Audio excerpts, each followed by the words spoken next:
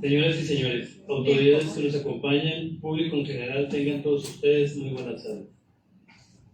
Antes de dar inicio a este evento, se les solicita atentamente que a partir de este momento programen su teléfono celular en modo en silencio o en vibración.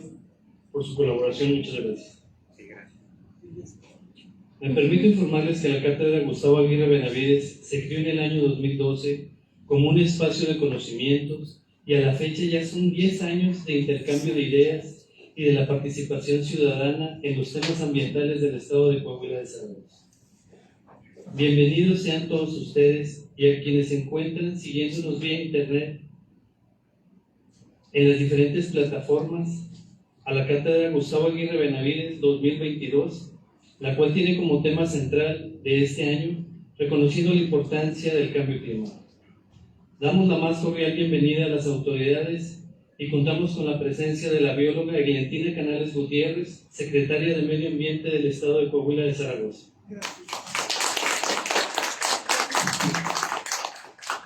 Asimismo, nos acompaña el ingeniero Santiago Barrio Rosillo, subsecretario de Gestión Ambiental de la Secretaría de Medio Ambiente, y la ingeniera Olga Romayor, subsecretaria de Recursos Naturales.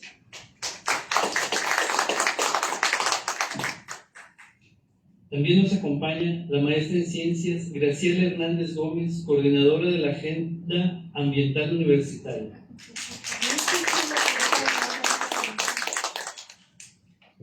Saludamos, entre otras personalidades, a la maestra en Ciencias Sandra Denise Lugo Holguín, nuestra tercer ponente a la Cátedra Gustavo Aguirre Benavides.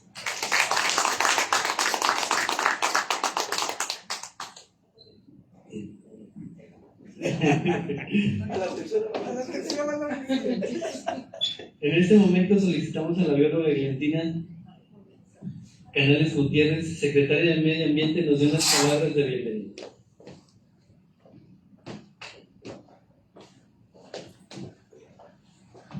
Muchas gracias a todas y a todos los que nos acompañan por vía remota y sobre todo a los que estamos aquí reunidos.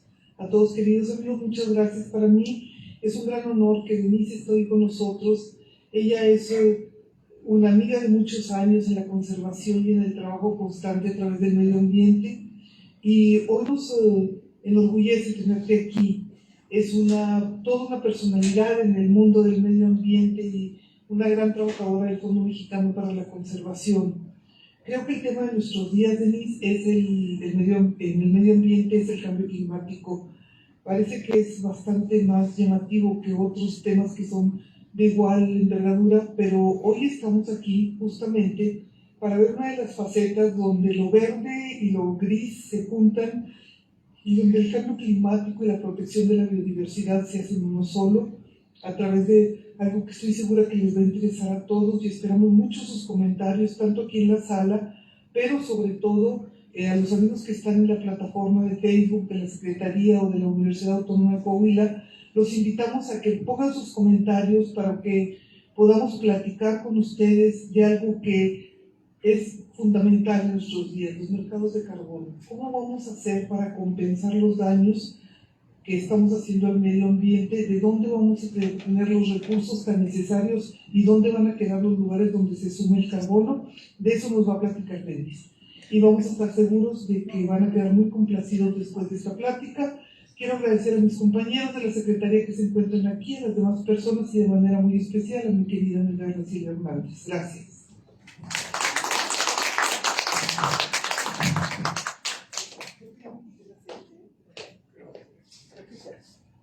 Continuando con el desarrollo de nuestro programa, contamos con la presencia de la maestra en Ciencias Sandra Denise Lugo Holguín y su semblanza de trayectoria es: Denise Lugo es maestra en Ciencias Biológicas por la Universidad Nacional Autónoma de México. Cuenta con más de 13 años de experiencia en el desarrollo, la implementación y la evaluación de soluciones para la conservación del patrimonio natural de nuestro país. En el año 2009, Comenzó a trabajar en el Fondo Mexicano para la Conservación de la Naturaleza, donde ha colaborado, coordinado proyectos relacionados con la conservación y el manejo sostenible de los recursos naturales, el desarrollo rural, los estándares ambientales y sociales y el monitoreo de la biodiversidad, como son el Sistema Nacional de Monitoreo de la Biodiversidad y Biocomuni. Desde el año 2018, la maestra Denise también participa en el diseño y desarrollo de proyectos multilaterales y bilaterales, incluyendo el primer proyecto aprobado por el Fondo Verde para el Clima en México. Forma parte del Comité Espejo de Normalización de la Biodiversidad Nacional, CEMISO TC 331, y del Comité Técnico del Fondo Patrimonial de Biodiversidad. Le solicitamos la presencia, ahora sí, a la maestra Denise Cecertequia de Suárez.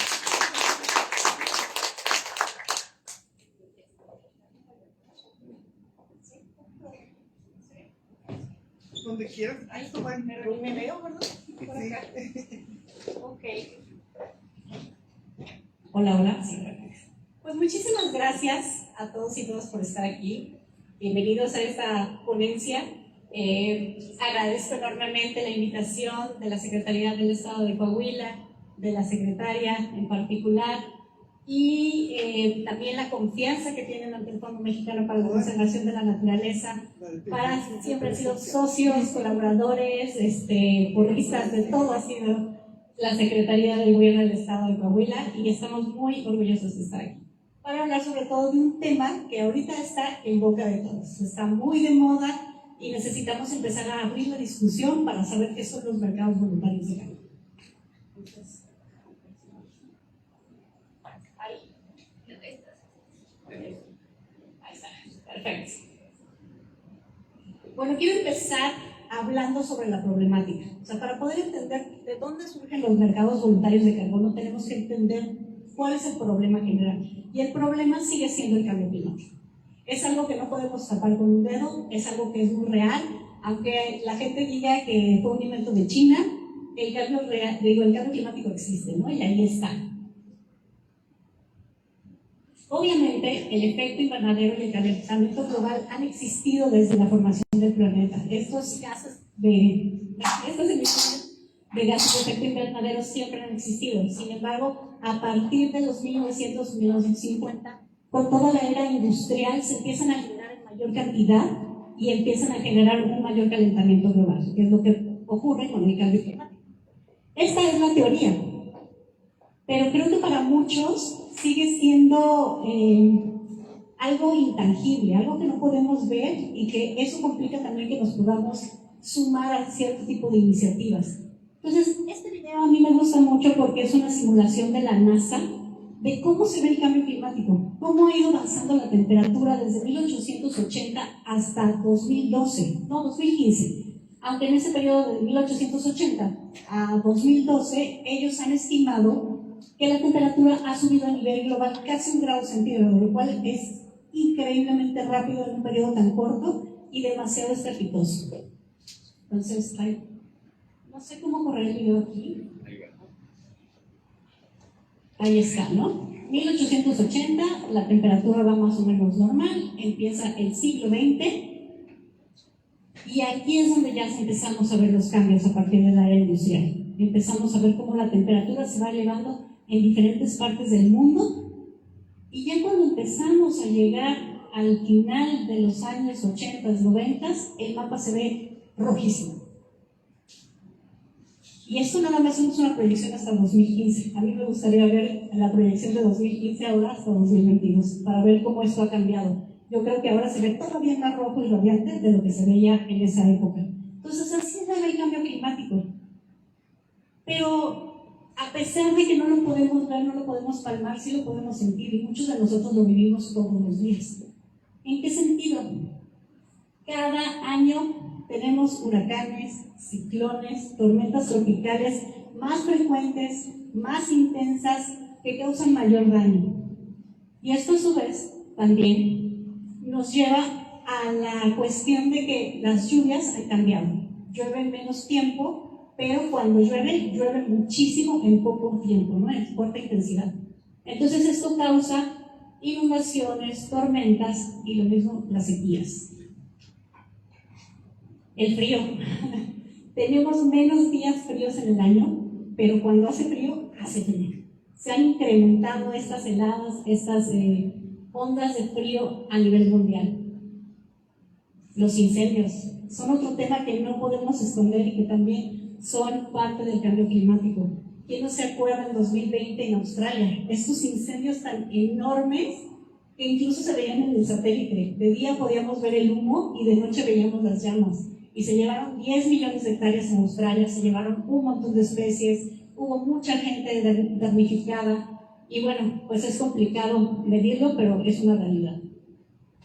¿Qué otra cosa pasa? Vemos mucho en los periódicos, onda de calor en España, onda de calor en Alemania. Esto también se está sintiendo en las ciudades. Cada año también mueren personas debido a estas ondas de calor que están siendo cada vez más extremas. Cada año es el año más caliente del planeta, ¿no? Entonces esto va a seguir continuando a lo largo de la historia. Y lo otro que tiene súper preocupados los científicos es toda la parte de los deshielos. La capa más profunda del hielo se llama permafrost. Y ahora que se está deshielando o se está derritiendo, está liberando una cantidad importante de emisiones de gases invernadero, que entonces nos vuelve al ciclo vicioso, ¿no? O sea, sigue habiendo mucho más calentamiento global. Desafortunadamente el cambio climático, aunque no lo veamos, es un problema que nos afecta a todos. No respeta sexo, no respeta edad, no respeta condición social, no respeta fronteras. No respeta fronteras. No respeta. Ahí está. Ya. No respeta fronteras. Y como es un problema global, requiere de soluciones globales. No lo podemos aterrizar a un país, a un punto, sino que sí necesitamos empezar a trabajar juntos para que esto cambie. Entonces llegan todos los acuerdos internacionales. Son estos países que se juntan todos los años y empiezan a tomar decisiones con respecto al cambio climático. Uno de los principales fue, más bien el antecedente es el protocolo de Kioto, que fue el que abrió la puerta hacia los mercados voluntarios o hacia los mercados de carbono. Sin embargo, uno de los más importantes es el Acuerdo de París, que se firma en diciembre del 2015. Este fue importante porque su objetivo era ya empezar a tomar acciones para limitar este calentamiento y mantenerlo por abajo de los 2 grados centígrados. Y, pues, idealmente, mantenerlo por debajo del 1.5, que es todavía más complicado. Pero lo importante del Acuerdo de París es que también las naciones empezaron a comprometer a las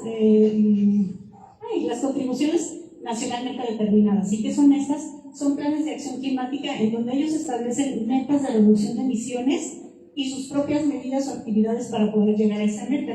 Estos son planes que se hacen cada 5 años y se van renovando. Las últimas NDCs a nivel internacional se publicaron en 2020 y en 2024 va a haber una evaluación también internacional en donde vamos a ir viendo cómo estamos avanzando con estas metas globales. Y lo interesante es que se van a emitir recomendaciones para que en 2025, pues estas metas sean mucho más ambiciosas para poder alcanzar las metas del Acuerdo de París. Otro punto importante de este acuerdo es que se dio lo que es la financiación climática. En el Acuerdo de París ya las naciones desarrolladas, o sea, las naciones ricas, iban a aportar $100,000 millones al año para apoyar proyectos de adaptación y mitigación al cambio climático en países en desarrollo, lo cual es muy importante porque sienta una base. Pues los años pasaron, las naciones se fueron, hicieron sus NDCs y luego llega en 2019 la Cumbre de Acción Climática que se llevó a cabo en Nueva York, Estados Unidos. Y esta cumbre lo que nos dice es de vamos bien, pero el problema es muy grande. Tenemos que acelerar el paso para poder cumplir con las metas del Acuerdo del País. Y entonces aquí es donde se establece la meta de reducir las emisiones de gases de efecto invernadero un 45% para 2030. Estamos en 2022, ¿no? Nos quedan solamente 8 años para cumplir esta meta. Y a tasa cero para el 2050. O sea, son metas súper ambiciosas, pero pues hay que ir caminando hacia allá. Y otra cosa interesante fue que hubo un planteamiento de que haciendo las cosas como las hacemos no vamos a llegar a sus metas. Debe de haber una transformación profunda y real, sobre todo en los sistemas de producción y de las economías, más enfocados hacia el desarrollo sostenible. Y pues se plantearon una serie de carteras de acción. Aquí podemos ver, por ejemplo, una importante de transición energética, que lo importante es que tienes que sustituir o dejar de usar combustibles fósiles para adoptar tecnologías alternativas. Otro de los importantes es las soluciones basadas en la naturaleza, y más adelante lo van a entender por qué lo digo. Y otro es ¿no? La financiación climática y la fijación del precio del carbono. Aquí ya no nada más hablamos de mercados de carbono, sino de fijar el precio, lo cual también es interesante de la Cumbre de Acción Climática. ¿Qué desencadenaron todos estos acuerdos internacionales? Pues un gran apetito, ¿no? Por cumplir estos compromisos. ¿Y cómo le vamos a hacer? Pues entonces los gobiernos y las empresas lo que empiezan a ver es que los mercados de carbono les ofrecen esa posibilidad de reducir sus emisiones a través de este tipo de esquemas. Y entonces cuando hay mucho apetito, lo que pasa es que ocurre un boom. Todo el mundo quiere hacerlo, todo el mundo quiere empezar, todo el mundo quiere comprar. Y esto también, lo que ocurre como buen mercado de la oferta y la demanda, pues aumenta el valor de los créditos de carbono. Esta es una gráfica súper interesante, bueno, cuando menos a mí se me hace súper interesante, sobre la demanda por parte de los gobiernos. En esta gráfica lo que vemos son todos los países que ya tienen en sus legislaciones o como propuesta legislativa esta parte de la descarbonización, ¿no? O sea, la tasa cero de gases de efecto invernadero. Esta gráfica tiene que ver también con aquellos países que ya lo metieron en un documento de política pública. Y aquí todavía están aquellos países que lo siguen discutiendo, en donde México está, ¿no? Que tiene una meta muy alta, pero también sigue en discusión qué vamos a hacer con este tipo de esquemas. Y ahora bien, ¿qué pasa con el sector empresarial? A partir de estos acuerdos internacionales también se da un boom en el interés de las empresas por comprar créditos de carbono para poder compensar sus emisiones. Y aquí lo podemos ver súper claro. Tenemos una gráfica en 2019 que solamente había 500 empresas con ese tipo de compromisos, y después de la cumbre climática se da un pico, ¿no? Hay un 200% más de empresas que quieren hacer eso. Y pues tenemos algunos ejemplos, ¿no? Está Microsoft, Amazon, Starbucks, Apple. Por aquí me equivoqué, ahí me van a regalar las empresas, pero sí. Y bueno, pues ¿por qué hay tanto interés sobre todo en el sector empresarial? Para poder reducir emisiones en el ciclo de una empresa, tienes que invertir en cualquiera de estos 5. Puede ser en la eficiencia energética, o sea, trabajar para que tus procesos sean energéticamente menos rudos o peligrosos, y también plantear alternativas energéticas, como por ejemplo las celdas solares o los ventiladores, ¿no? También hay otra opción en que inviertan en la demanda de insumos, o sea, que dicen sean insumos más sostenibles, pero también menos insumos, menos cantidad de insumos en la cadena. También tiene que ver con el uso y captura del carbono en las diferentes actividades que ellos realizan. Otras innovaciones que generalmente son tecnológicas y son súper caras, pero también lo pueden hacer. Y la otra es ver en toda la cadena de suministro cuáles son los pasos o los eslabones en donde se está generando más emisiones, y ahí empezar a invertir para poderlas reducir. Sin embargo, pues hay 3 tipos de empresas. Están las empresas que seguramente tienen muchas ganas de mejorar cualquiera de estos, pero que no les da el presupuesto y no lo van a poder hacer. Entonces acuden precisamente a los créditos de carbono para poder compensar esas emisiones.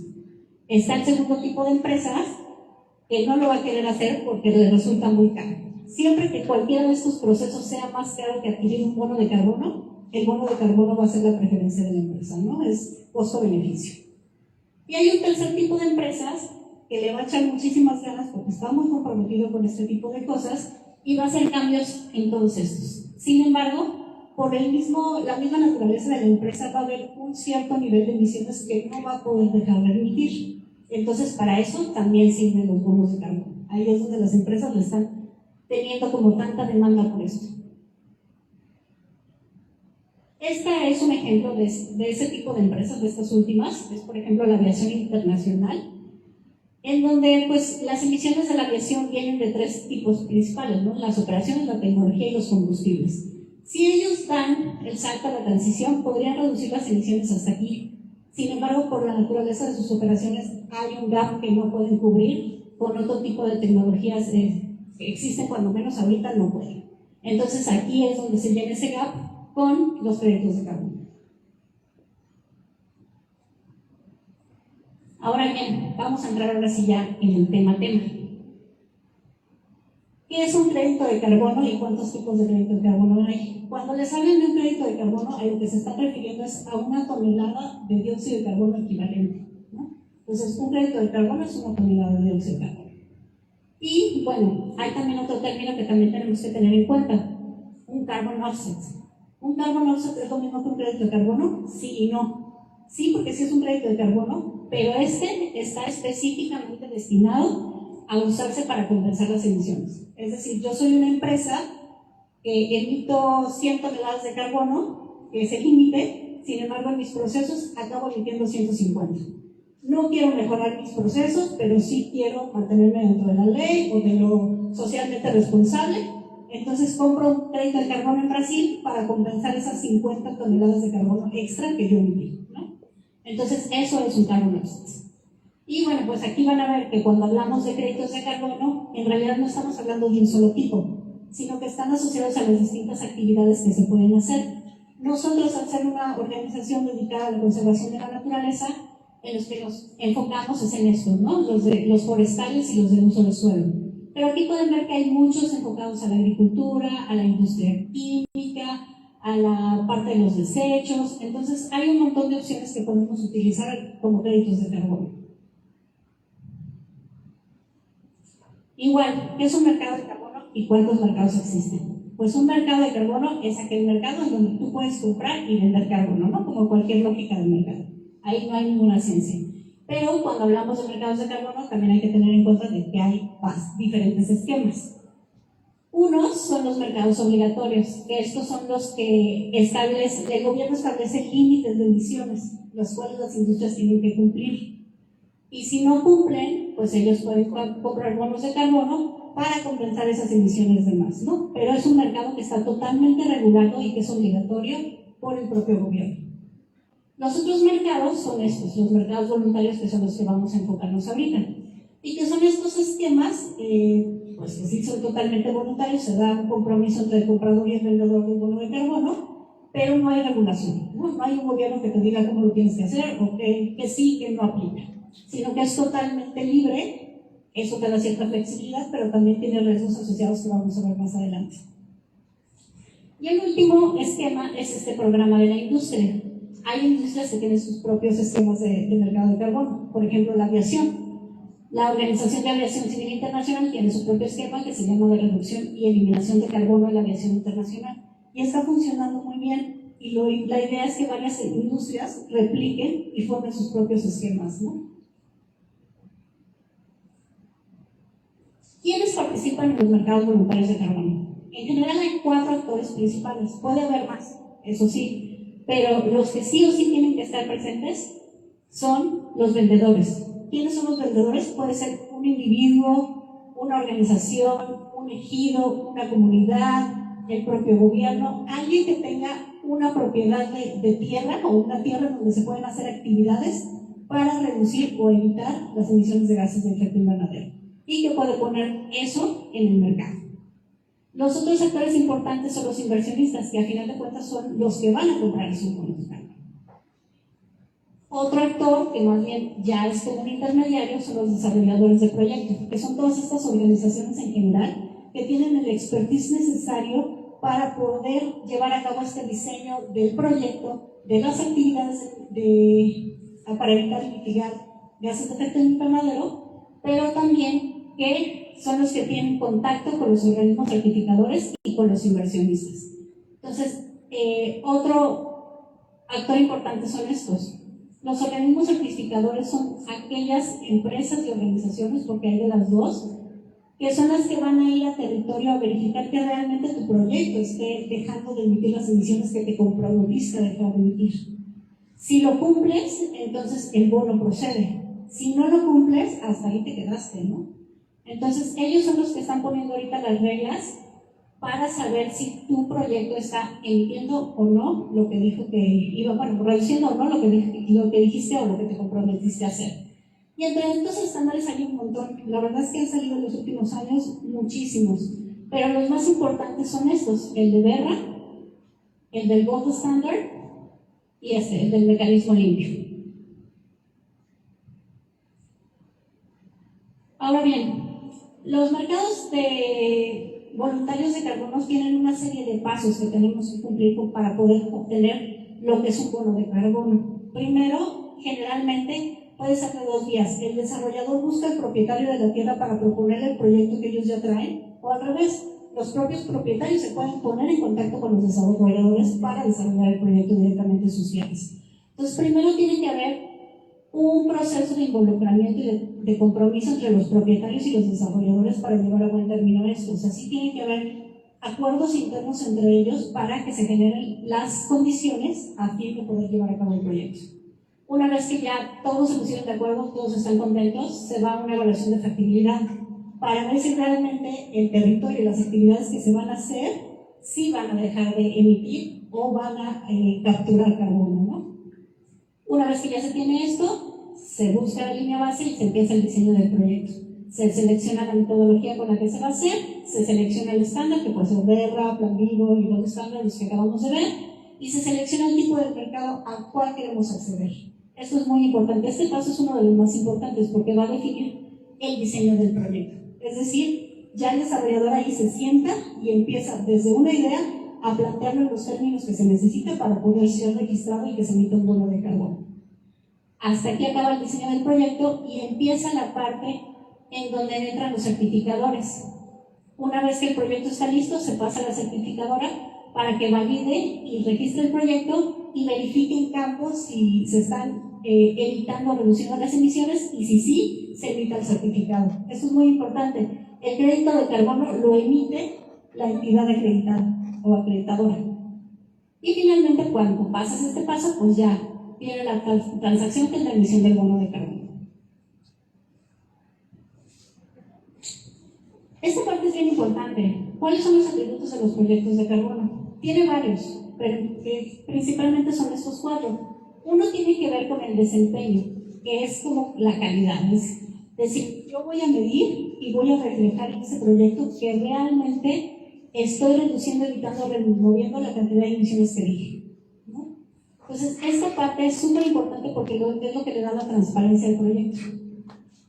El segundo es la parte de la adicionalidad, que son todas estas reducciones de carbono que se van a lograr a partir del proyecto y que tienen que ser superiores a si no hubiera habido proyecto. O sea, si no hay proyecto, se genera una cierta cantidad de emisiones, pero con proyectos deberían de generarse muchas más, ¿no? Entonces, ese es el principio de la adicionalidad. El siguiente es el de permanencia, o que en inglés lo llaman vintage, que es establecer el periodo de tiempo del carbono que permanecerá secuestrado con respecto a los factores de riesgo. Esto es súper importante, porque si ustedes tienen, por ejemplo, un bosque, pero ese bosque está sometido a ciertas presiones, como por ejemplo la deforestación o los incendios, entonces este periodo de permanencia es menor. Entonces el carbono va a tener un corto tiempo de estar capturado antes de que suceda un incendio catastrófico y se libere a la atmósfera. Entonces, este criterio también lo tienen muy presente cuando se hacen las certificaciones de los créditos de carbono. Y el último, y que es uno de los más como importantes para muchos de los que compran bonos de carbono, es la parte de los cobeneficios. Los proyectos no solo tienen que estar enfocados en reducir o evitar las emisiones de carbono, también tienen que dar beneficios adicionales, tanto a las comunidades elegidos, a los propietarios de la tierra, ¿no? En este caso, pues que se creen empleos, que haya beneficios sociales, etcétera. O bien para la biodiversidad, ¿no? La protección de especies vulnerables, la protección de especies en peligro de extinción, las especies nativas, etcétera. Ahora bien, ¿cuántos tipos de proyectos de carbono existen? En general existen tres cajas, ¿no? Aquellos que evitan las emisiones, aquellos que los reducen y aquellos que los remueven. Las que evitan las emisiones son todos esos proyectos que están enfocados en conservación. Por ejemplo, áreas naturales protegidas, o bosques que están muy bien conservados, las reservas comunitarias, todos esos proyectos entran aquí. ¿Cuáles son los proyectos que reducen? Pues donde hay un cambio tecnológico para dejar de emitir tantas emisiones con el proceso normal. Y el último es todos los que remueven o capturan carbono. Esos también son muy interesantes porque son los que tienen que ver con todas las reforestaciones, las restauraciones, etc. Ahora bien, igual, como les decía en los créditos de carbono, hay un montón de actividades que se pueden meter en los créditos de carbono. Sin embargo, una de las que tienen alto potencial para generar créditos de carbono son los proyectos basados en la naturaleza. ¿Por qué? Porque no solamente generan créditos de carbono, pero también generan altos impactos a nivel de biodiversidad, la salud del suelo, la calidad del agua, las comunidades, incluso dentro de la cultura de la propia comunidad. Y hay dos tipos de proyectos, obviamente los que están basados en conservación, que son los que evitan esas emisiones, y los que están basados en restauración, que son los que capturan. Y dentro de estos hay tres categorías muy grandes que se pueden manejar. La parte de AFOLU, que son las siglas en inglés, que tienen que ver con agricultura, forestal, ganadería u otros usos del suelo, y que tienen que ver con toda la parte del manejo forestal, la conservación, la reducción, las reforestaciones, las restauraciones, etc. Un nuevo campo de oportunidad que también está tomando mucho brillo en estos años es el carbono azul, que es todo lo que tiene que ver con la conservación de las manglares y los pastos marinos. Y el último es toda la recuperación de los humedales, que también son fuertes captadores de carbono.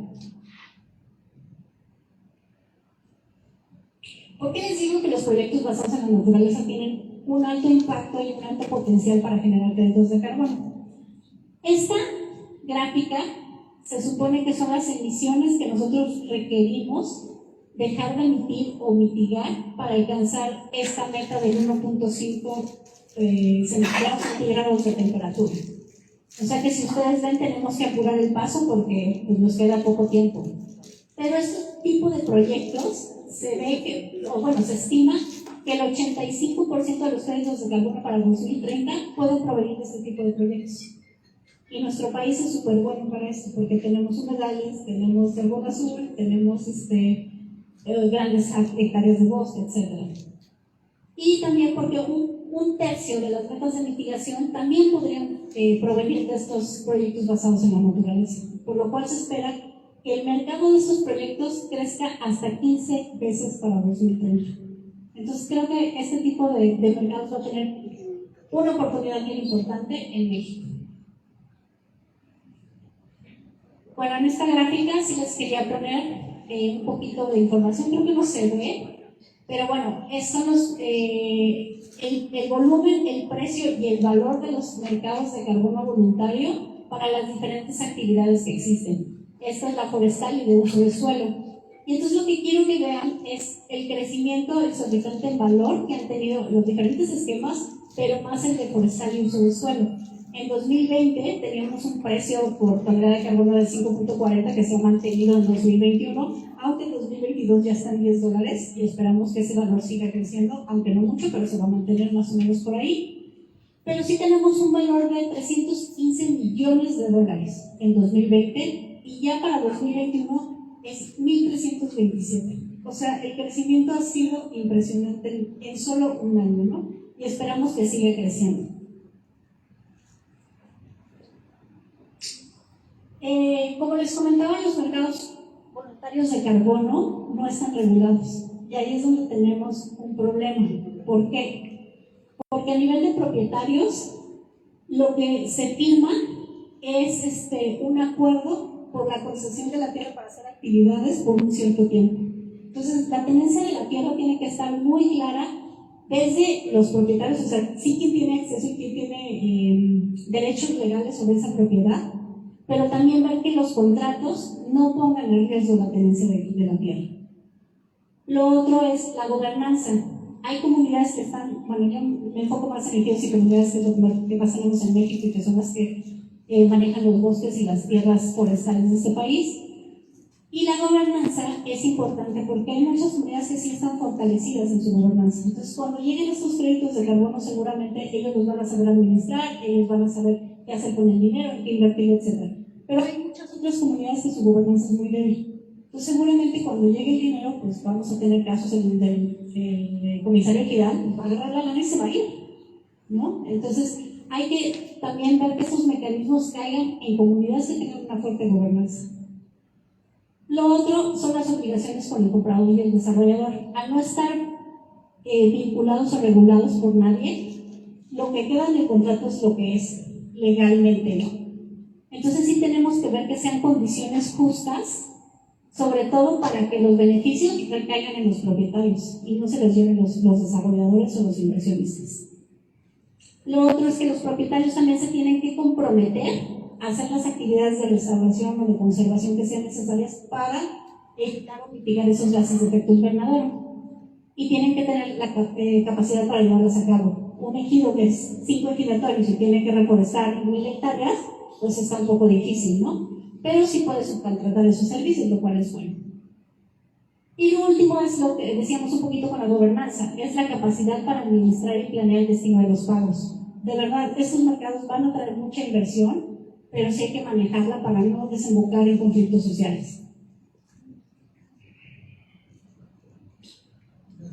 Y a nivel de desarrollador de proyectos, también es bien importante esta parte.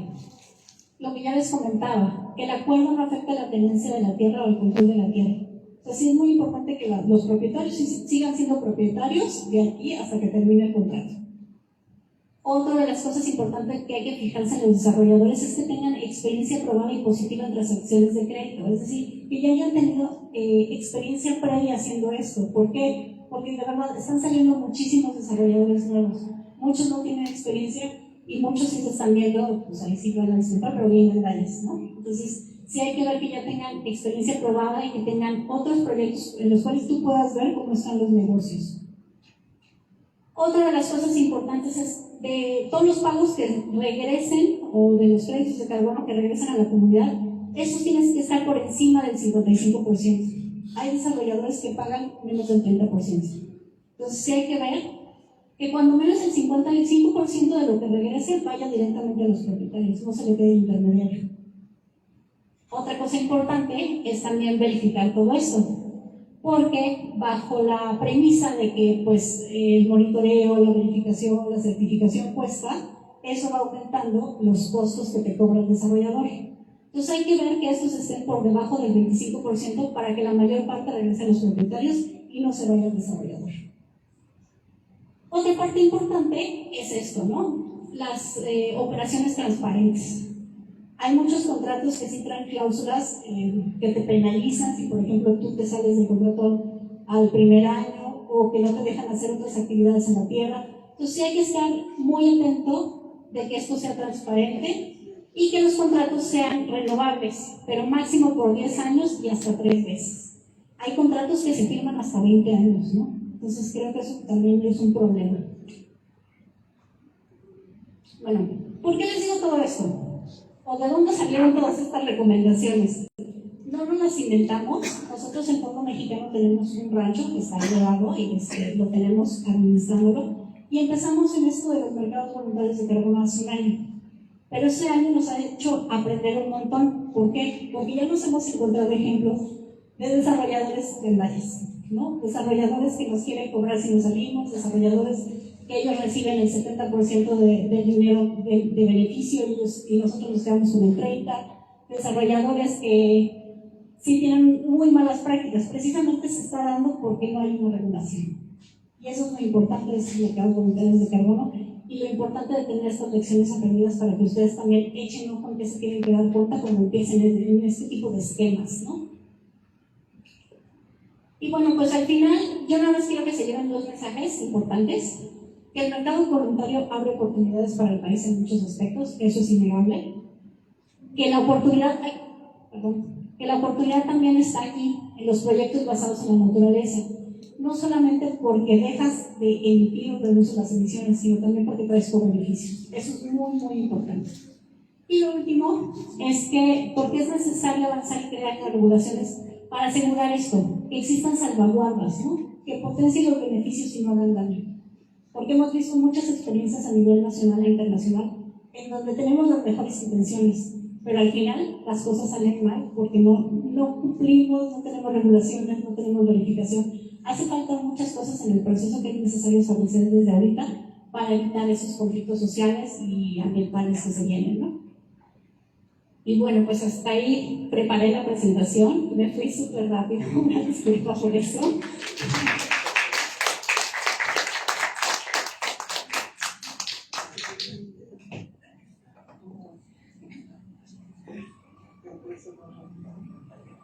Bueno, en este momento procedemos a abrir el espacio de preguntas y respuestas.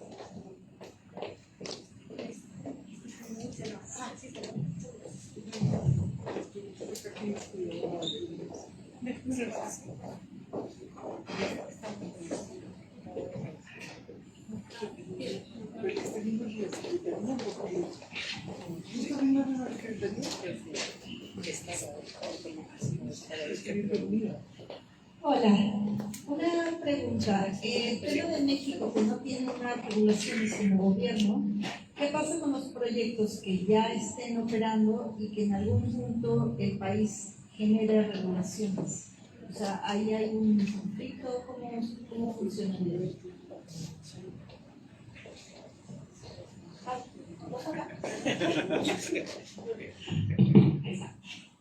Pues esa es una pregunta difícil y creo que... No sé, ¿ahí vas a escuchar? Ahí. Está apagado. ¿Qué te gustó? Lo que no me quiero. Ahí veo, perfecto. Esa es una pregunta súper complicada. Yo realmente, como no soy abogada, yo soy bióloga, no la sabría responder. Pero lo que sí hay que tomar en cuenta que los contratos que se firmen ahorita sí son legalmente vinculantes, ¿no? O sea, sí son contratos entre pares que habría que ver cómo se tienen que modificar en caso de que haya una regulación a nivel nacional. Sin embargo, bueno, el problema ahorita es que creo que el proceso de la regulación va muy lento. Entonces yo creo que sí nos vamos a tardar cuando menos unos 5 años en que existan regulaciones. Entonces el problema, mi preocupación personal es esa, ¿no? O sea, ¿qué va a pasar de aquí a 5 años? Vamos a tener un montón de lecciones aprendidas, eso sí, pero ¿a qué costa?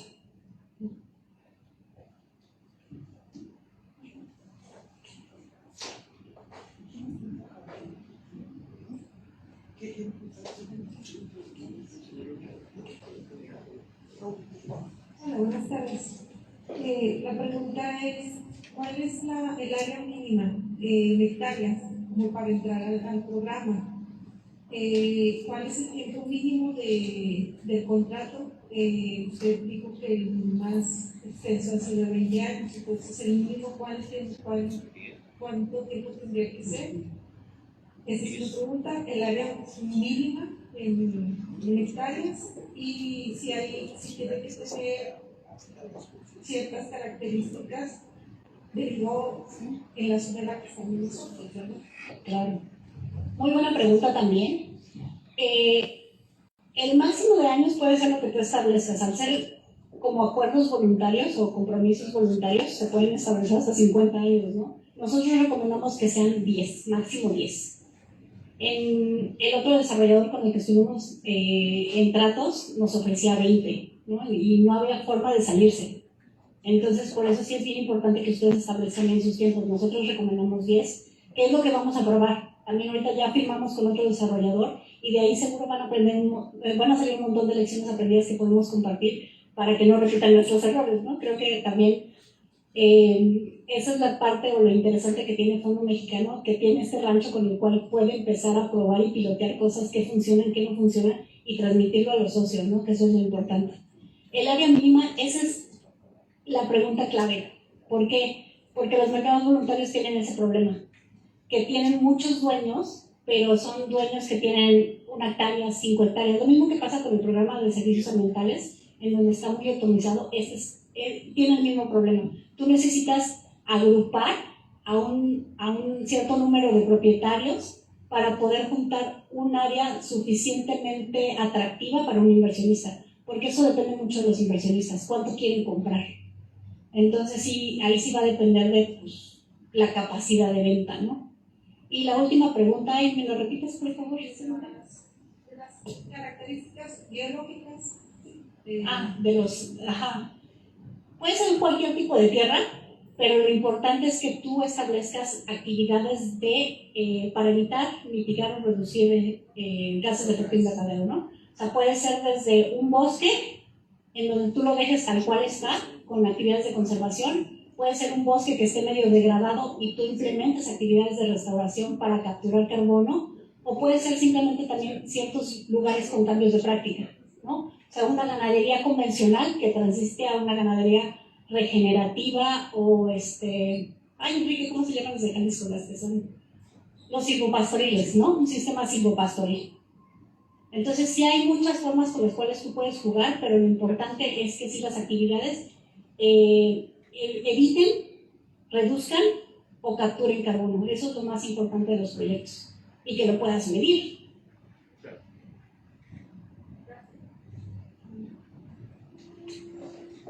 A ver, para que se escuche. Muy bien.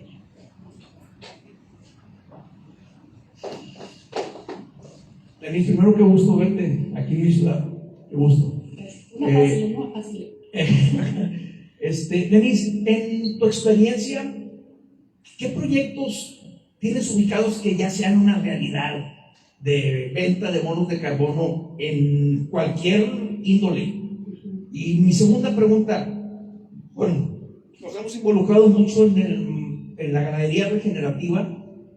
Comentaba ahorita con la bióloga que hubo un ingeniero, Trina Benavides, en paz descanse, que hace 15 años visualizaba que el manejo correcto del ganado iba a ser un boom para la venta de los bonos de carbono. Estoy hablando hace 15 o 20 años, ¿verdad? Hoy, ¿tú crees que ya es una realidad? ¿Tú piensas que a través de la experiencia del Rancho Luno o a través de la experiencia que hay ya en Chihuahua con algunos otros ranchos, ya están llegando esos dólares por tener un correcto manejo del ganado? Son dos preguntas, ¿sí?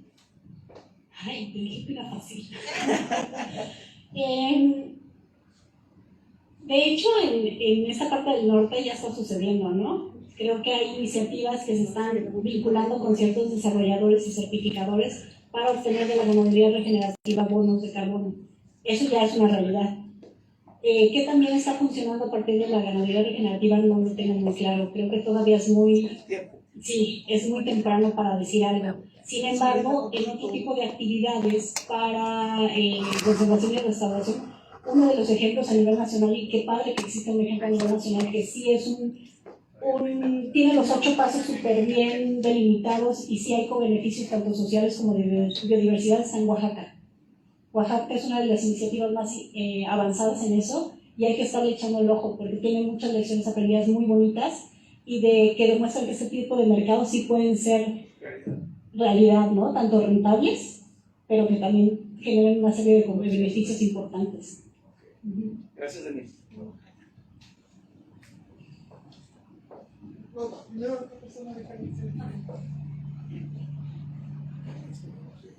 Gracias, buenas tardes. En principio, muchas gracias por tu plática. Siempre que venimos a esta cátedra aprendemos bastante. Creo que con tu participación aprendimos mucho más. Me llamó la atención lo que dijiste, que para llegar a tasa cero en 2050 iba a estar bastante difícil. Primera pregunta, ¿crees que lleguemos? Y si no, ¿qué lo está impidiendo llegar a esa tasa cero tan deseada por todos nosotros? Y la otra es, ¿existen mercados de carbono con participación mexicana? Bueno, mercados. ¿A qué te refieres con mercados con participación? O sea, que sea el propio gobierno quien esté generando esos mercados de carbono o son empresas privadas. Híjole, no me quiero ver pesimista. Trato de ser muy optimista porque sí, el problema es muy grande, ¿no? El problema es así. El problema es muy grande, ya nos alcanzó, ya nos rebasó. Entonces yo sí creo que podemos acelerar el paso, pero sí tenemos que cambiar el paradigma. No podemos seguir produciendo como seguimos produciendo, ¿no? Y esto sí es una lógica del mercado. Los mercados de carbono también tienen esa lógica del mercado, ¿no? ¿Cuánto vendes, cuánto compras, es rentable, no es rentable, etcétera? Entonces, yo no soy tan optimista en que para 2050 alcancemos la tasa cero, la verdad. Quizás avancemos hacia esa meta, pero alcanzarla sí la veo difícil. Pero bueno, hay que ser positivos en este momento. Y empresas o gobiernos a nivel nacional que estén invirtiendo en esto, sí las hay.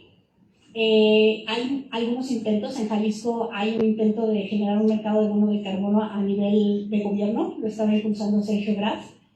Ahora que sale de gobierno habría que ver en dónde se queda y quién lo empieza a empujar también, pero sí hay algunos ejemplos, ¿no? Igual todo apenas es incipiente, apenas estamos tratando de también masticar qué es esto, porque de verdad, ustedes hagan una búsqueda de mercados voluntarios de carbono en internet y entran aquí, entran allá, se regresan, ¿no? Hay una cantidad de información impresionante que a veces te mareas y ya no entiendes hacia dónde va, ¿no?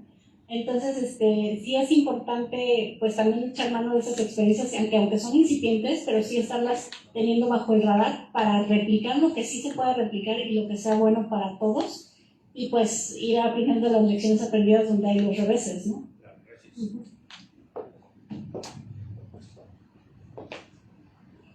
Mencionaste que uno de los problemas serios que teníamos o que vamos a tener con los mercados de carbono son los intermediarios, o como les queramos decir, tienen nombres más peores, pero ¿cómo podemos nosotros obligar a que entre algo muy serio, como puede ser el Fondo Mexicano, o otras instituciones, gobiernos estatales o federales, y los productores, hagamos chiquita esa desventaja para lograr que, independientemente que vamos a necesitar técnicos que midan y que estimen, que hagan la chamba, pues sí, y tienen también que vivir de eso, pero cómo hacer esa brecha que está diciendo ahorita, que hay algunos que trabajan intermediariamente esto y se quedan con la parte más gruesa de los recursos y llegan muy poquito a las comunidades.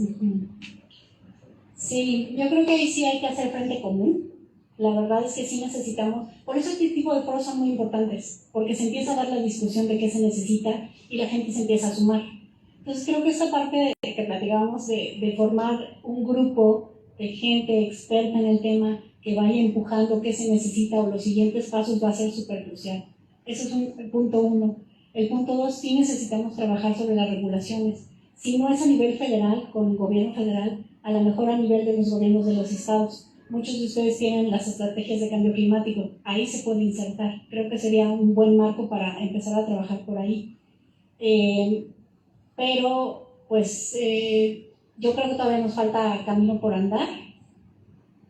Pero sí creo que también podemos empezar a tomar ciertas estrategias muy sencillas, ¿no? Nosotros que ya tuvimos contacto con algunos desarrolladores y hemos visto cuáles sí son serios y cuáles no, pues empezar a formar estas listas, ¿no? La lista de los buenos y la lista de los que no, con los cuales no debes de trabajar. Y hay que tener también claridad de que muchos de estos desarrolladores e incluso los certificadores están fuera, ¿no? Son organizaciones y empresas que se formaron en California, en otros lados del mundo que traen otra mentalidad como muy empresarial. Entonces sí hay que tener cuidado, pero sí se puede trabajar con algunos. Hay algunos que sí traen toda la parte de la sostenibilidad también como un compromiso, entonces hay que buscarlos y hay que promoverlos, ¿no? Obviamente también cuidar los monopolios, porque eso también es peligroso. Y la otra,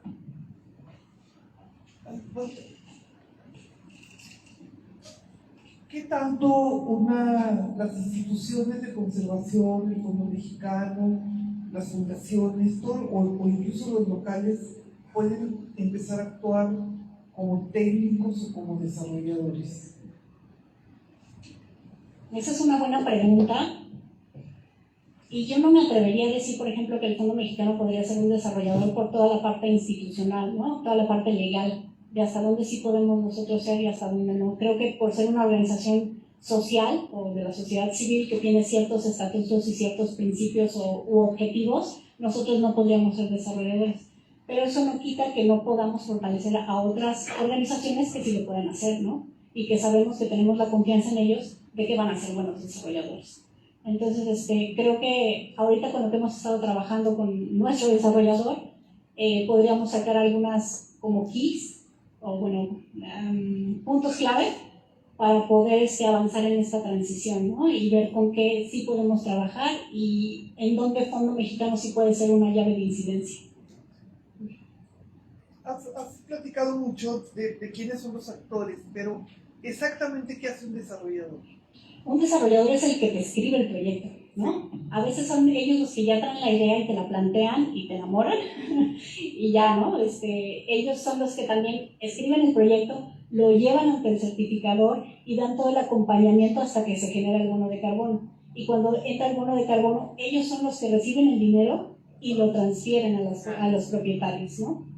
Hay propietarios que también ya hay en algunos casos a nivel internacional que se obvian el desarrollador, se ponen directamente en contacto con el inversionista para venderle los bonos de carbono. Entonces creo que para allá también podemos apuntar, ¿no? Obviarnos al intermediario, ¿no? Y fortalecer a las comunidades, a las organizaciones sociales para que ellos mismos también se vuelvan desarrolladores y vayan directamente con los inversionistas a negociar. Yo tengo una pregunta y me disculpo de antemano por mi desconocimiento. Tú ahorita mencionabas, bueno, ahorita que Sergio mencionaba los casos de éxito y tú comentabas que sí hay casos de éxito en México, y mencionabas por allá en una tabla los avances o el incremento que se ha tenido aportaciones en el 2021, creo que sí se han elevado. Esto lo relaciono porque en el mes de julio, por parte del gobierno, se ha dicho que no teníamos prácticamente nada de avance en las cuestiones de cambio climático. Y mi pregunta va en ese sentido, o no, solamente son los bonos de carbono los que se están considerando como un avance, como una verdadera aportación al cambio climático, o hay otros tipos de medición o otros criterios de aportación para decir si estamos o no abonando. Sabemos que México, bueno, estamos atrás, me queda muy claro, pero así como se dijo de que no teníamos cero avance, ¿es así o qué otras cosas se toman como criterios? Pues yo creo que los mercados voluntarios de carbono son una herramienta, ¿no? Son un esquema más que te ayudan a combatir el cambio climático y las emisiones de gases de efecto invernadero. Sin embargo, creo que también hay muchos ejemplos allá afuera de los cuales no conocemos, ¿no? Hay muchas cosas que se han hecho que luego no nos enteramos. Entonces creo que también darle esa visibilidad a los temas nos va a ayudar también a visibilizar eso. ¿Cuáles son los proyectos que sí han funcionado? ¿En qué vamos? Porque a veces pues, las mediciones sí son como, pues muy a nivel macro también, ¿no? Muy a nivel país. Toda la parte que tiene el INEC muy bien trabajada sobre las emisiones, pues sí, pero es a nivel muy macro, ¿no? Cuando ya llegas al detalle, aterrizar al territorio, pues a lo mejor ya también los datos no te sirven tanto como tú quisieras para saber si estás avanzando a nivel local o no. O sea, otros proyectos que no están registrados. Exactamente, correcto. Gracias.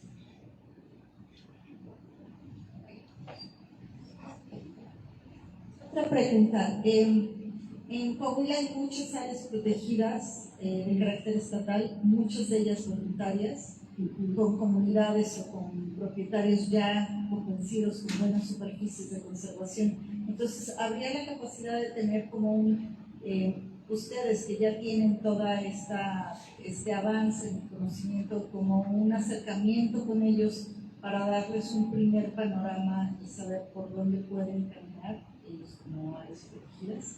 Sí, claro que sí. Yo creo que estas lecciones que nosotros hemos aprendido, ahora sí que, como dicen la mexicana, a trancazos, creo que nosotros estamos muy ávidos de compartirlas, ¿no? Y de orientar también a los pequeños propietarios que para nosotros son como también nuestro público clave, a donde queremos incidir realmente, para que ellos puedan hacer este tipo de negocios, ¿no? Sin que se los lleven al baile. Entonces sí, con muchísimo gusto, si ustedes contactan a René, seguramente ella podrá organizar como estas alianzas estratégicas que hemos tenido desde hace muchísimos años, ¿no?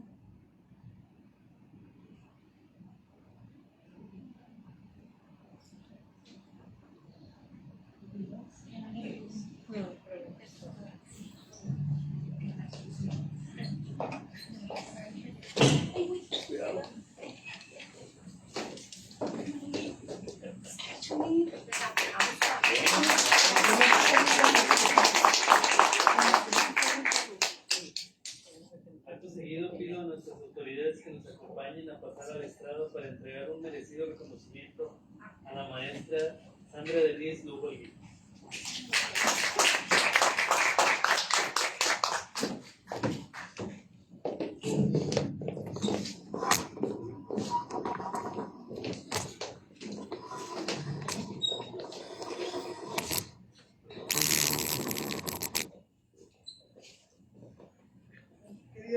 sé si nos dejaste más inquietos, más preocupados que convencidos, pero yo espero que más convencidos de que hay cosas por hacer. Muchas gracias.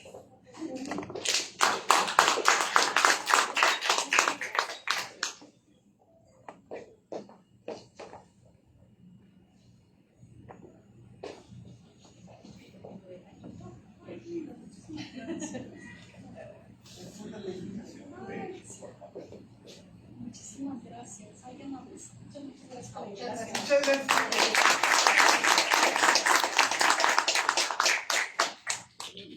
Agradecemos su asistencia a este evento y que no olviden que el próximo jueves 27 de octubre tendremos la presencia del doctor Agustín Ávila Romero, director general del Instituto Nacional de Ecología y Cambio Climático, INEC, aquí en este auditorio en un horario de 5 a 7 horas.